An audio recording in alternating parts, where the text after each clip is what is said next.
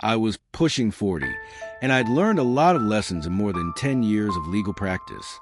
But one of the most important lessons I learned was from an older lawyer that I worked for as a summer student after the second year of law school. A lawyer has 3 duties, he told me. First to himself, second to the court, and last the client. Always make sure you come first, and the client comes last. The reason? Because clients will fuck you, he said. They'll throw you under the bus without thinking twice. I should have stayed with this lawyer, but being young and an idiot, I had to go work downtown, and I'm still downtown now. But fortunately for me, I remembered this lesson, and it came in handy many years later when a client really did try to throw me under the bus.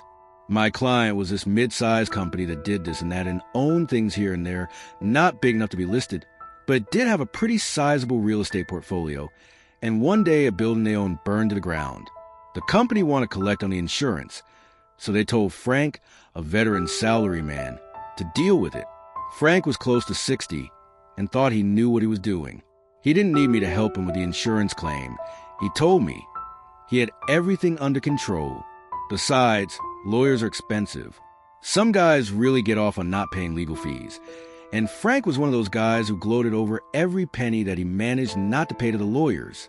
I dealt with Frank a lot, and he was always nickel and diming me. The insurer is going to fuck you, I told Frank. It was only by luck that I even knew about the fire and the loss, because Frank had not asked for my help.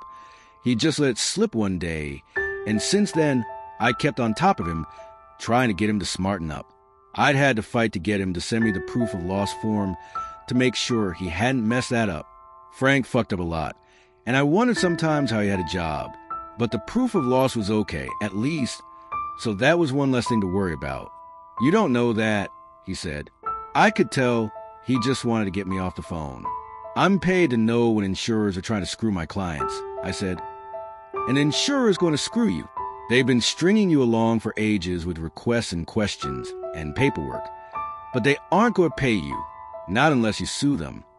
But Frank said he knew what he was doing, that it was all under control, and besides, he got along with the adjuster so great. The limitation period expires in 2 weeks, I said, and once that 2 weeks pass, it will be too late to sue. The moment that limitation period expires, they will stop taking your calls. You'll get a final email saying, sorry, you're out of time, and that will be that. Don't leave this till the last minute. Let me sue right now, and you'll have the money in no time. Frank was like, sure, fine, whatever. Don't bother me, I got this blah, blah, blah. And he got off the phone as soon as he could. I sent him the usual email with clear warnings and recommendations, which he ignored. I sent the email again, and then again as the limitation period approached, and again a couple of days before the deadline. I'm going to be at trial, and you won't be able to reach me. My final email said, but you have to sue. You have other firms on your list, so pick one and sue. He didn't bother to reply, and I went off to do my trial. The trial lasted a couple of weeks, and no email from Frank. Then a month passed, and another month, still no email. I figured he must have sorted things out. Maybe Frank was right after all, I said to myself, and then my phone rang. It was Frank. Remember that fire insurance thing we spoke about? We'd only spoken about it like a dozen times. I figured he was calling up to gloat, so I cut to the chase. So they paid out. That's great, Frank. You were right. He asked me what I was talking about, and could he see a copy of the claim? What claim? I said, the claim against the insurer. You know that claim. Does that mean the insurer didn't pay? I said. He hung up on me, and then a few minutes later, my computer dinged, and there was Frank's email talking about how we spoke, and he told me to sue, and he was worried when I hadn't sent him a copy of the claim. So he was following up to get a copy of the claim. I emailed him back. I take it that the insurer didn't pay you, just like I told you they wouldn't, and now that the limitation period is expired, they told you to jump in the lake, leaving you a loss in the millions. Is that it?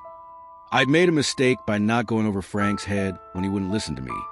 But if I'd gone over Frank's head, I never would have received another file from him. So I didn't. But that was then and this was now. So I CC'd Frank's boss and his boss's boss. Plus I CC'd Bill, the client's in-house counsel. Bill acknowledged my email right away and called me later that day. Frank messed up, he said. We know that. He's an idiot. So what do we do? So his excuses didn't work? Nope. Bill explained that they'd summoned Frank to a boardroom, but his story didn't add up given all the warnings I'd sent him. Besides, there would have been no reason for him to keep emailing the insurer if he'd told me to sue. Once the file goes to legal counsel, Frank's role was over. The company knew Frank was bullshitting them. So that's it then?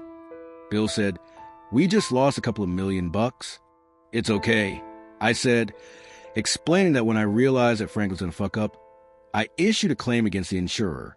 Because I made Frank send me the proof of loss a while earlier, I had enough information that I could sue to preserve the cause of action. Not a great claim and sure on details, but good enough. You sued without instructions? Bill said, lawyers aren't supposed to sue without instructions because if you do that, you're personally liable for whatever cost the other side incurs. It's a big deal to sue without instructions. Yep, I said, I sued without instructions. I pulled up a copy of the claim and emailed it to him as we spoke. It's a little rough, I said, but we can always amend. Thank God. Bill said, can I leave it with you? Of course he could. The insurer was a sitting duck, and I knew I'd collect from them. No problem. A few days later, I got a call from another guy who worked for the client, a guy I didn't normally deal with. They had a situation and needed my help. I usually deal with Frank. I said, what's up? What was up was that Frank got called into another meeting, and they handed him a one-page letter, and then he put his little office things in a box. And security walked him past his co-workers to the elevator and escorted him downstairs to the parking lot. Bye-bye, Frank. He was too old to get another job, or at least not a decent one. It was a life-changing event for Frank. But for me, he was just an anecdote, a cautionary tale that I tell young lawyers sometimes over beers. Maybe too often, because I'm getting on in years and I have my favorite stories. I wasn't trying to get revenge on Frank. Not at all. And I would have felt a bit sorry for him if he hadn't been trying to throw me under the bus. But the guy who replaced him was great and never nickel and dime me. So it was all good.